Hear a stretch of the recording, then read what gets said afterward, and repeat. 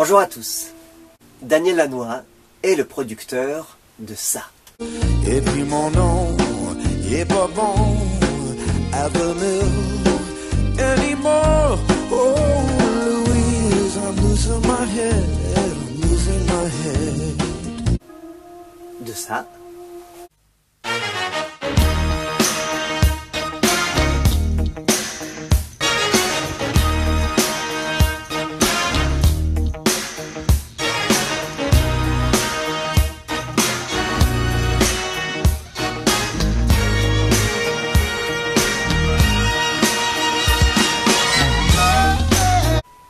De ça. Don't give up, 'cause you have friends. Don't give up, you're not me. Mais aussi de ça.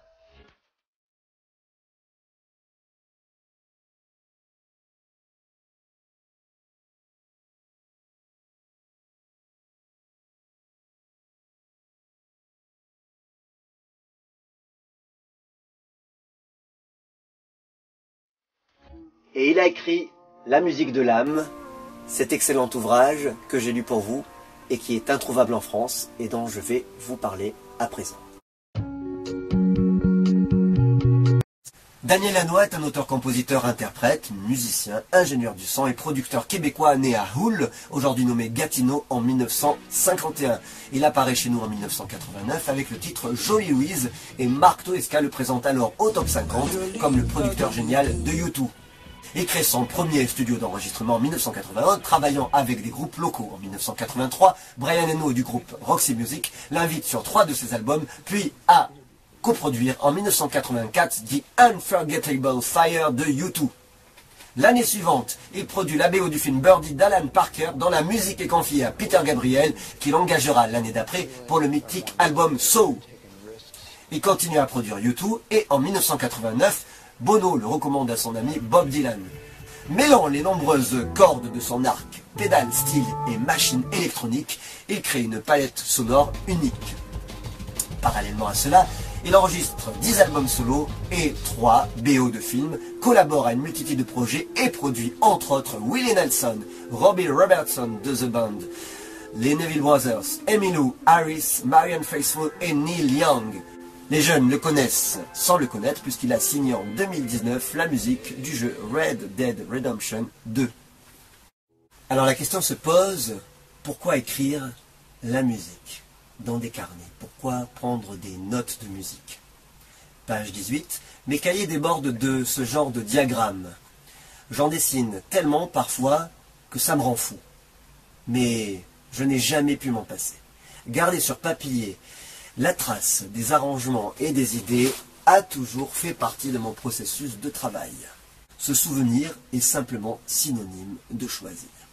Page 90, les détails les plus infimes sur chaque nuance des arrangements frisent le moléculaire. Page 94, ou relié au rêve qui semblait issu de mon sommeil paradoxal.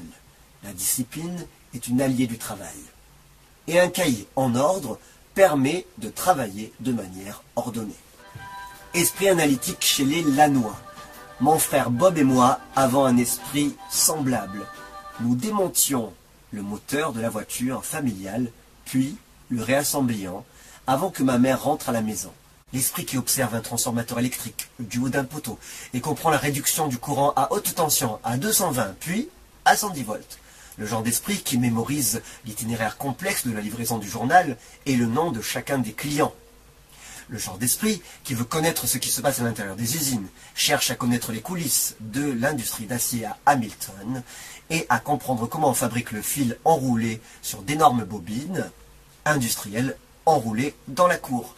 Le genre d'esprit qui est impatient de savoir qui serait le prochain client du journal. Je vais à présent vous parler du journal de travail en studio de Daniel Lanois. Le but étant, page 73, de chercher son son propre. Page 73, matériel. À New York, comme je n'avais emporté aucun instrument, je suis allé à la 48e rue. J'y ai trouvé tout ce qu'il fallait pour composer les chansons de mon premier album, entre autres chez Manny's Music et We Buy Guitars. Mon équipement comprenait une guitare Les Paul Junior d'occasion, avec une mécanique Grover, plaquée or, et une Jazzmaster d'occasion elle aussi, avec des chevilles Grover, une console de mixage Hill à 16 voix, un magnétophone analogue 12 pistes Akai, entrée de ligne moniteur par carte audio Sound Blaster et une pédale d'écho Korg pour ma guitare. Dont m'avait parlé D-Age et que j'utilise encore. Mon installation était fantastique et silencieuse, puisque l'équipement ne comportait aucun ventilateur de refroidissement, caractéristique que je recherche toujours. J'ai eu la tête plongée dans mes appareils pendant quelques mois, et je suis arrivé à maîtriser la boîte d'écho Korg. Les sons que je concevais sont devenus une partie de moi-même, le prolongement de mes doigts, de mon cœur et de mon âme. J'étais fier d'avoir surpassé le niveau des appareils communs préréglés. La méthode de Daniel Lanois consiste à faire un échantillonnage de sons. En peinture, j'appelle cela des zones de jouissance, c'est-à-dire des textures. Page 19. La Terre tourne de la même façon pour tout le monde, mais chacun choisit de voir ce qu'il veut. Se rappeler les petits détails qui comptent, de minuscules éléments d'information moléculaire qui volent autour de nous. Un moment divin peut scintiller de façon discrète, trop peu pour changer quoi que ce soit à lui seul. Mais les étincelles s'additionnent pour construire des formes qui sont à l'origine du son. Page 100. L'échantillonnage consiste à aller chercher une touche spéciale qui existe déjà sur un autre disque. Il y a un beau chapitre qui s'appelle, page 56, pression acoustique. Moi, je l'ai appelé la méthode baroque. Il y fait la comparaison entre la ferronnerie d'art, dans la grille de fonte ornant l'entrée de la maison de 1929 à L.A., nommée Bella Vista. Je cite, « Les ferronniers de l'époque obéissaient à une idée maîtresse. Les motifs floraux gothiques de la grille se trouvent dans toute la maison, dans les vestibules, les couloirs et les salles de bain. Il faudrait sans doute des années pour comprendre et assimiler ces étonnants détails en fer forgé, mais l'histoire se déploie au fil du temps. C'est ce qui explique ce qui est beau, que ce qui est beau s'inscrit dans la durée. J'aime que les disques que je réalise aient ce pouvoir de durer. » Page 57. En écoutant l'enregistrement, je peux ensuite ajouter une 5e dimension, comme les artisans ferronniers qui ont décliné un thème unique dans Bella Vista.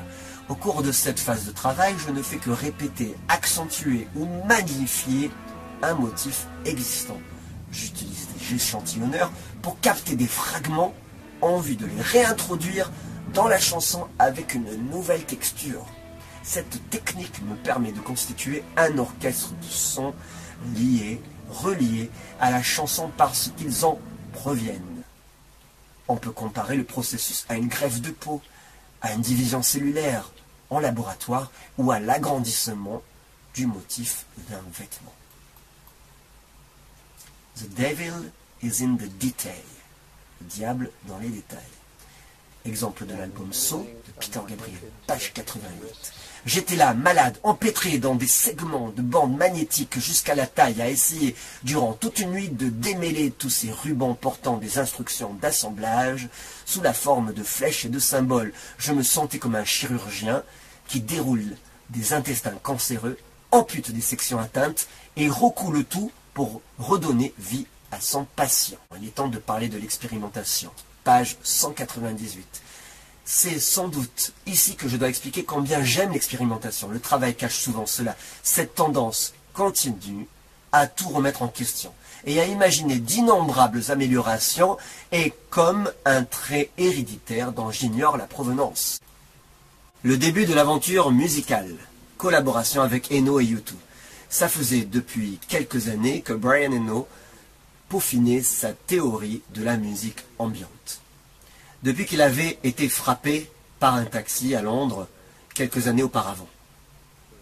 De son lit d'hôpital, il avait remarqué que la musique classique qui sortait des haut-parleurs n'était audible que lors des crescendos.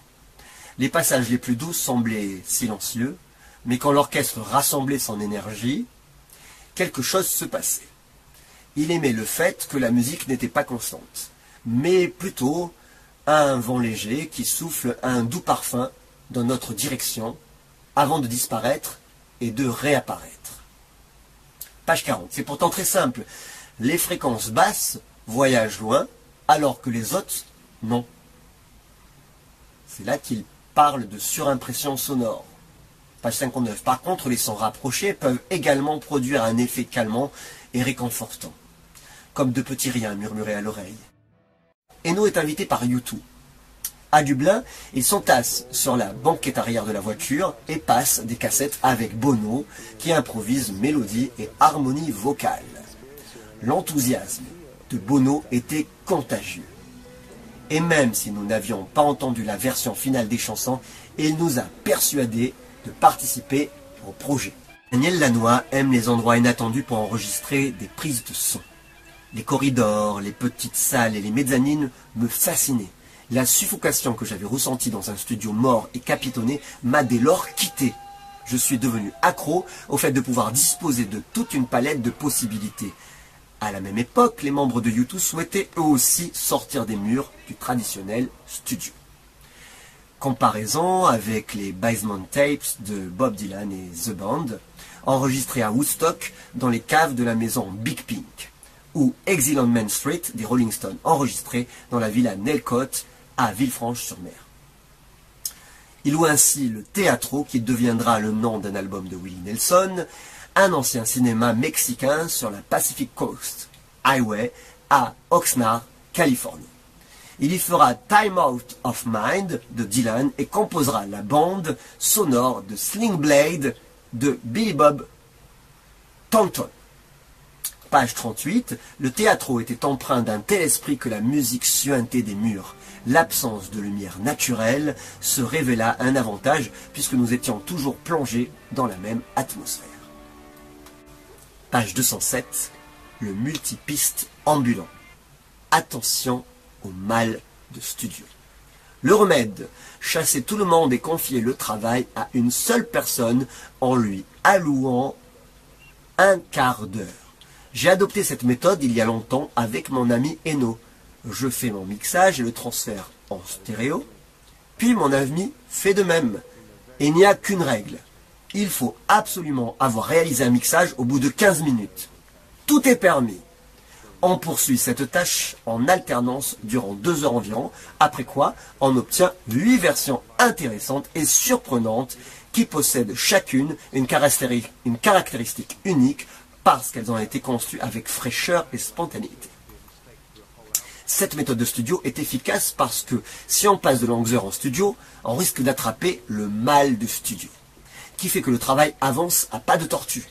On fait ensuite écouter les bandes aux autres membres de l'équipe, qui découvrent les 8 versions avec beaucoup de plaisir. Au bout du compte, l'attachement émotif que nous éprouvons pour nos bébés ne présente aucun problème puisque nous avons consacré peu de temps à chacun. On va parler maintenant de la régie studio de Lanois. Le diagramme ci-dessus illustre clairement où se trouvent les différents éléments. Nous connaissons tous le problème quand nous achetons un appareil quelconque dans un boîtier en plastique. Par exemple, un magnétophone que je viens de me procurer comporte une douzaine de réglages identifiés par des mentions difficiles à voir au premier coup d'œil. Je devais me coller le nez dessus pour déchiffrer les minuscules caractères en relief sur le plastique gris, ce qui ralentit considérablement la courbe d'apprentissage. Des commandes qui se ressemblent toutes nuisent beaucoup à la coordination œil-main. Cette tendance des industriels à diminuer leur coût de production ne devrait en aucune façon gêner la capacité d'une personne à agir rapidement au moment où surgit l'inspiration. On peut régler le problème en ajoutant sur les boutons un petit dessin ou une tache de couleur, par exemple une goutte de vernis à ongles rouge pour le volume d'entrée et doré pour le volume du casque d'écoute. Une fois que le cerveau sait où se situent ces réglages, on peut agir rapidement et améliorer les chances de profiter des merveilles de la spontanéité. S'il n'y a aucune personne qui peut lire l'écran, cela favorise l'élitisme. L'élitisme entraîne l'isolement qui, à son tour, provoque la rupture des communications. Page 214. Pilotes et copilotes peuvent en tout temps consulter ensemble les données nécessaires à leur manœuvre. Ils jouissent d'un protocole de communication de machine à humain bien pensé, sécuritaire et ergonomique. Commençant par l'horloge. J'ai installé une horloge au mur de ma régie. Elle affiche les minutes et les secondes qui s'écoulent relativement à la chanson que nous écoutons. Si un batteur entend une mesure à corriger, il n'a qu'à y jeter un coup d'œil pour pouvoir donner un point de repère au reste de l'équipe. Cette idée toute simple en soi permet d'accélérer le travail, d'avoir plus de dynamisme et de diminuer les frustrations. 3 mousquetaires, c'est la base de Daniel Lanois. Page 92. Puisque nous n'étions que 3 au studio, il était facile de modifier notre jeu en route. Un trio, un triangle, constitue, à mon avis, la formation optimale pour favoriser l'échange des idées. Tout l'album était basé sur des segments produits par la boîte à rythme que Peter Gabriel avait longuement élaboré. Même si certains passages me semblaient tout simples, je crois qu'ils sont au cœur de notre méthode de travail et de notre réussite. David et moi jouions de la guitare tandis que Peter était au clavier et au chant. Le dépouillement de notre formation mettait bien les chansons en valeur. Je pouvais déceler sur le champ s'il y avait un problème, puisqu'il n'y avait rien pour tromper l'oreille. C'est étrange d'écouter les pièces de soul à cette étape préliminaire, avant l'ajout des surimpressions sonores. Cet élément de base avait déjà été de l'âme du feeling, et comme les miettes de pain du petit poussé, il nous permettait immanquablement de retrouver notre route si nous nous égarions au cours de nos expérimentations. Il nous permettait toujours de revenir à notre source d'inspiration. Mais il sait aussi saisir les opportunités improvisées et les enregistrer. Page 93, cette folie, une fête nouveau genre qui inclut tout le monde, famille et amis, une renaissance, une célébration de la vie. Le son de l'un. Un très vieil enregistrement de Blind Willie Johnson m'a marqué récemment, capté à mon avis par un micro unique. Il me donnait l'impression que l'interprète était devant moi et non que j'étais en train d'écouter un disque. La guitare était sombre et la voix chevrotée, mais ces deux éléments avaient une certaine unité. Les deux sons se mêlaient à l'environnement, c'est-à-dire la salle, la véranda ou le temps qu'il faisait, plutôt que la technique de captage multipliste à micro multiple qui isole chaque élément et qui est maintenant devenue la norme. Je crois sincèrement que l'oreille humaine se sent rassurée par les enregistrements d'une grande simplicité technique, qui donne l'impression d'un instantané. Tout comme l'œil aime voir une séquence filmée avec une seule caméra qui fait le tour de la pièce en suivant l'action, à la manière du regard qui se déplace pour explorer la scène en fonction de son point d'intérêt.